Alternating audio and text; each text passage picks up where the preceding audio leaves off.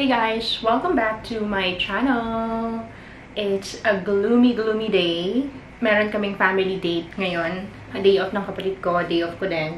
So, usually pag day off namin pareho, make sure namin na meron pa rin kaming quality time kasi simula nung nag-start kami mag-work, both, hindi na kami masyado nakakapag-bonding as a family.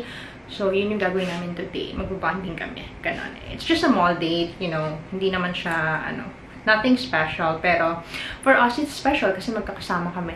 Anyway, for today's video, I'm gonna be doing a get ready with me.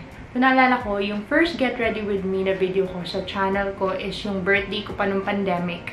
2020 ata yun. Yeah. Grabe, kung babalikan ko siya, yung mga products na ginagamit ko nun is super budgeted lang. Pero ngayon, medyo hindi naman nakakaangat-angat, pero medyo nag-level up na tayo. And excited ako ipakita yung mga products na ginagamit ko kasi ito talaga yung mga gusto kong gamitin talaga. First is, clip muna tayo yan. Okay, wait. I'm gonna wear my earrings. Ibang arte. Okay, first is alcohol. Kasi kung ano-ano yung hinawakan ko bago ako mag-video. Anyway, so first, I'm gonna start with skincare. Since get ready with me to, share ko na rin sa inyo yung aking current skincare routine. So, ang products na ginagamit ko, for almost 3 months, 4 months now. Nagsimula ako noong April. Ay, hindi lang 4 April, May, June, July, August. 5 months na. So, yun. Is Face Republic. So, ang gamit kong set is yung kanilang glow line. So, this is good for combination skin. Combination type of skin. So, first is, nag-cleanser na ako kanina. And then, toner.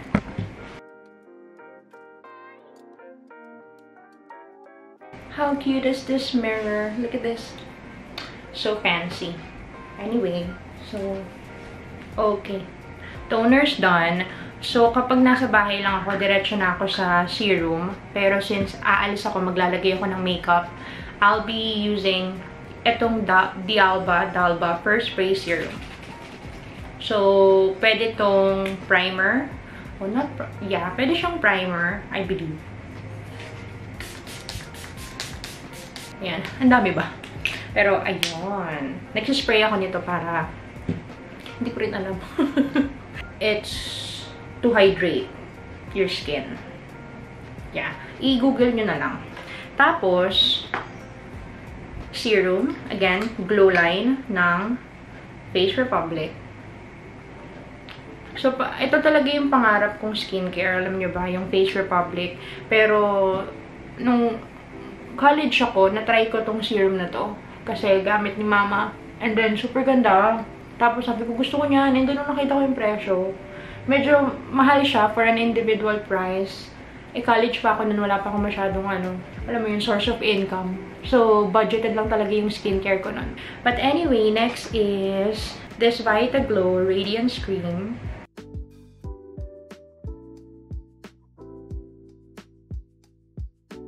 Yeah. Okay. And then, my favorite, sunscreen. Ito ang kanilang Radiant Glow with Non-Sticky Finish. Yung kanilang Glow Screen Sun Gel. SPF 50+, PA+++++. So, what I like about this sunscreen is, bukod sa wala siyang white cast, may glass skin effect siya. And sunscreen is also my favorite part ng skincare. Kasi ito talaga yung parang non-negotiable talaga. Sunscreen for me. Ow! Ow! Ang sakit. Pumasok sa mata, guys. Okay. So, I'm done with my skincare. Look at my skin. So cute. But anyway, let's start with the makeup. Okay. So, medyo pinahupa ko lang yung ulan kasi ang lakas talaga niya. And I know, medyo distracting siya sa audio. But anyway, let's start with the makeup. So, I want to show you guys again my Bash trunk organizer. So, this is where I put all my makeup. I'm gonna start with primer. Okay, primer. Okay. For the primer, I'll be using Maybelline Fit Me primer. Etong primer is with clay. So, meron din tong SPF 20. So, diba, talagang protected na protected ang ating skin. Para pala sa mga viewers ko na paano ba siya i-pronounce? Jisoo Life na fan. Let me know if worth it siya.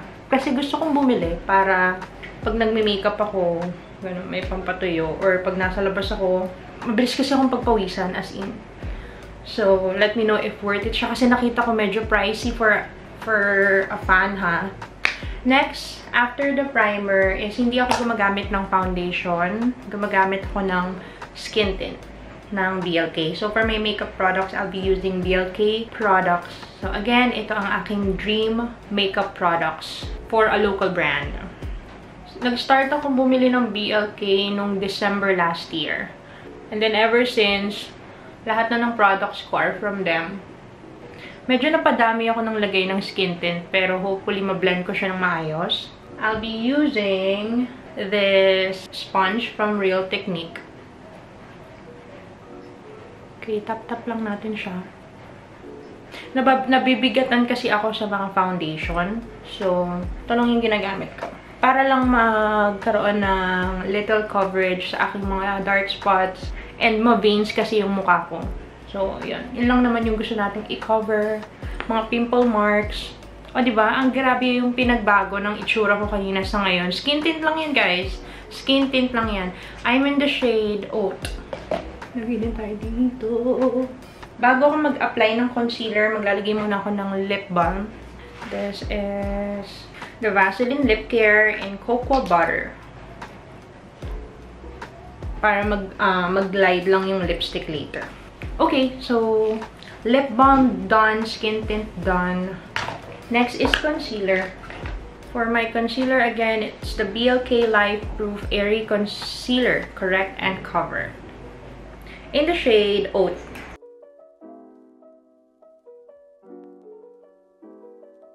Okay, time to blend.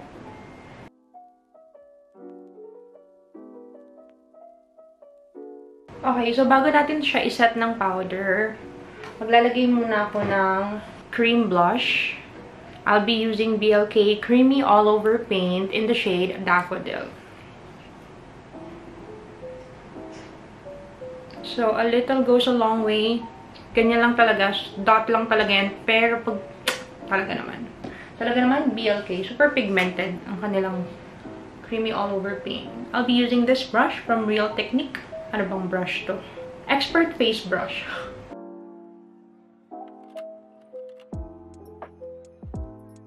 Yan. Alam nyo, iba na naman yung itsura niya sa camera, sa salamin.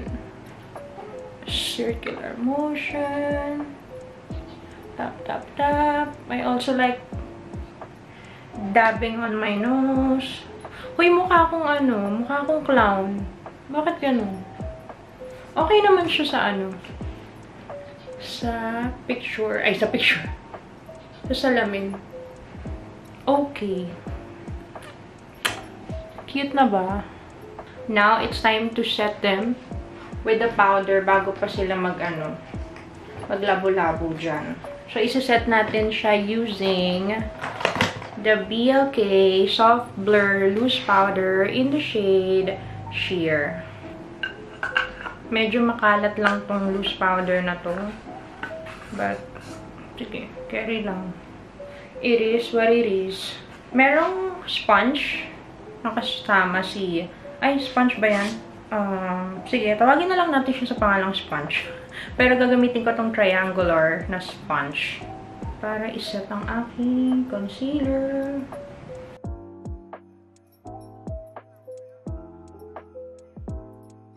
Ayan. So, ganyan. Okay, tapos na po tayo. Thank you so much for watching. Ciao. Set ko lang ulit siya ng sponge. Hindi, I usually use brush, pero ngayon, gusto ko sponge.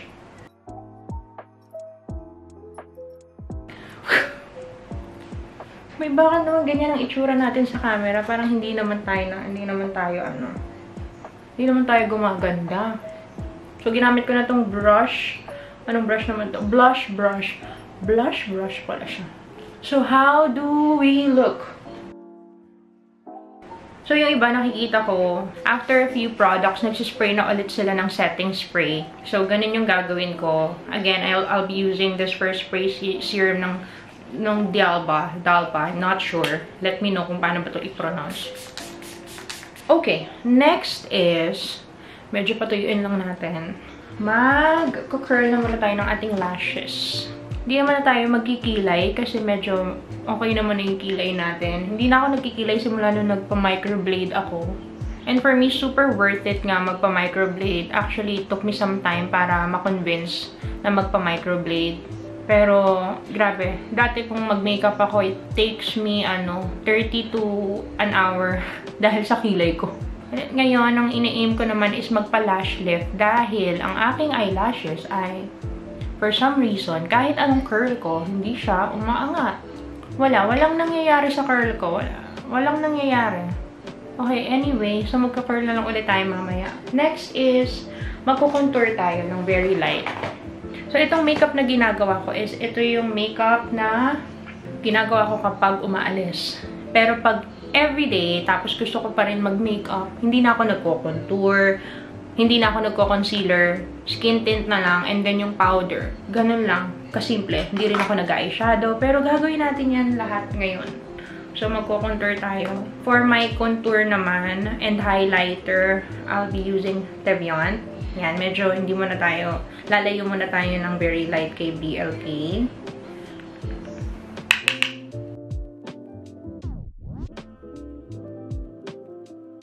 Okay, for my brush, I'm using this Gosh Contour 013. Kanilang parang angle brush.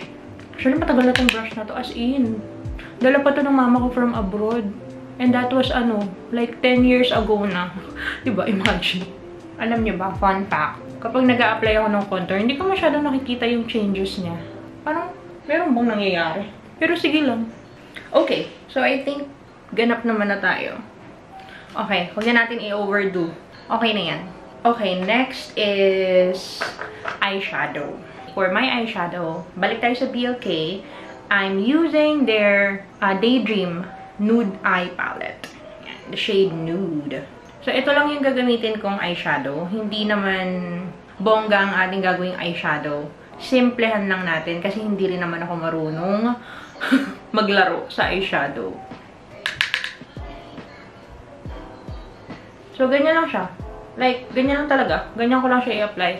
I'm using this setting, oh my gosh, tignan mo, setting brush ng Real Technique.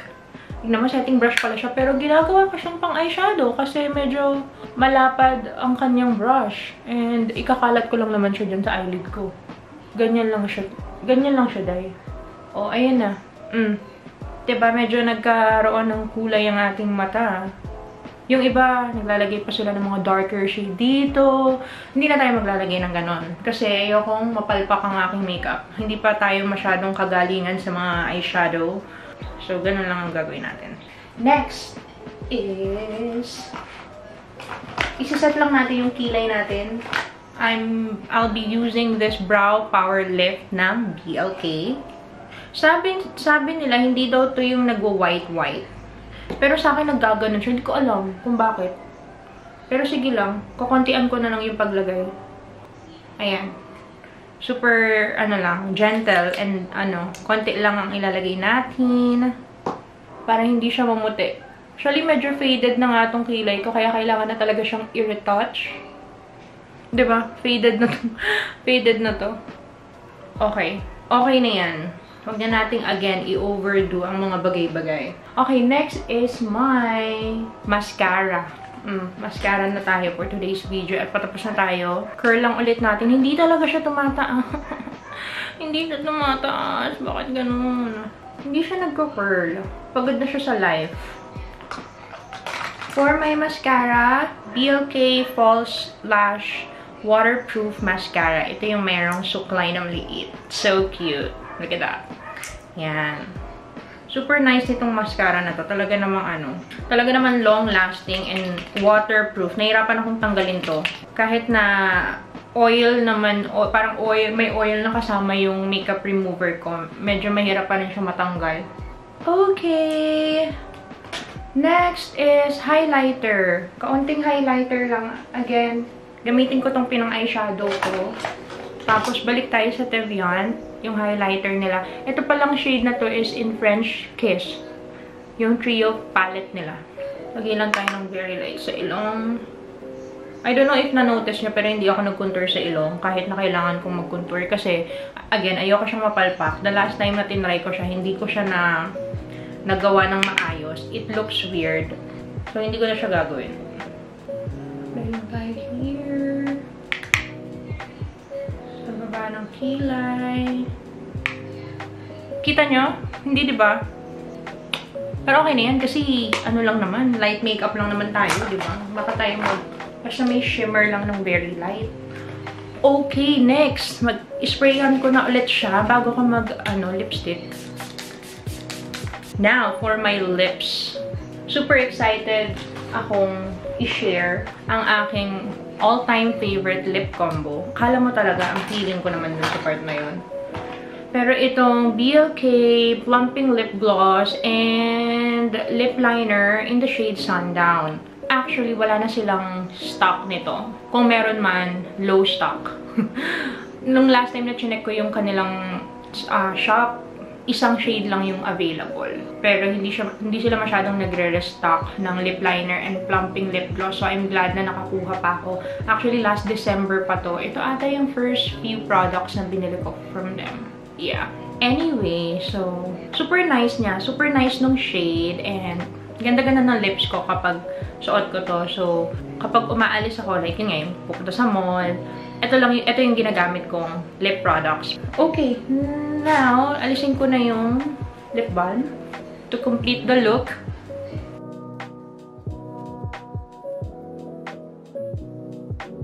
Actually, pwede na siyang gawing lipstick. Yun yung lip liner. And then, lalagyan natin siya ng lip gloss. Alam mo, parang wala na nga siya.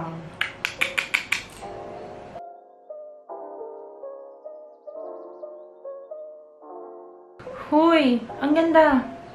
And that's it! That's the look. That's the vibe. And this is the final look. So, I hope you guys enjoyed this video. But before I end, gusto ko lang i-shout out ang aking dear ate Roxanne. So, this is it. I filmed this for you. Ikaw ang nag-push sa akin na ituloy na to. And yeah, those are all the products that I currently use. My skincare, my makeups. So, BLK, baka naman. Charot. Pero, ayun. Thank you so much for watching. I hope you enjoy. And I'll see you in my next one. Bye!